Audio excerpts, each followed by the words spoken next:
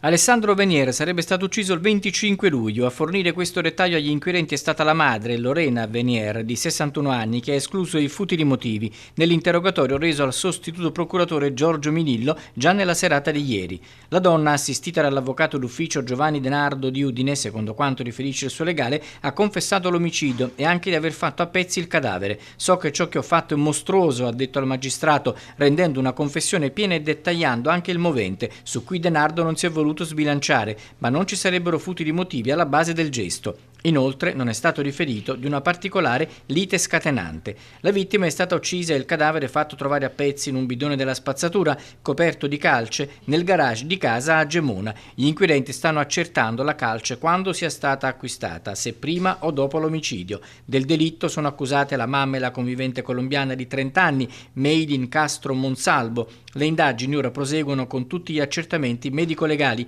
per capire se alla vittima sono stati somministrati farmaci o droghe, come è stato fatto a pezzi e in che momento.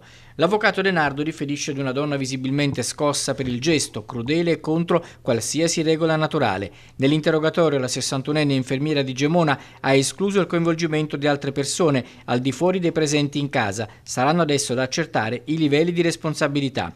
La convivente colombiana della vittima invece ha avuto un malore in carcere ed è stata ricoverata in ospedale. Il suo interrogatorio è stato rinviato all'udienza di convalida fissata per domani mattina in tribunale a Udine davanti al giudice per le indagini preliminari, che oltre a pronunciarsi sulla convalida dell'arresto dovrà anche stabilire quale misura cautelare applicare. Meilin Castro Monsalvo, in attesa dell'udienza dove dovrà chiarire il suo ruolo, prima di essere ricoverata ha incontrato nel carcere di Trieste gli avvocati di fiducia Federica Tosel e Francesco De Carlo del Foro di Udine. La vicenda è delicatissima, ha riferito l'avvocato Tosel. Serve la massima cautela anche in ragione delle sue condizioni di salute ed è la presenza di una bimba di pochi mesi, la cui posizione va assolutamente tutelata.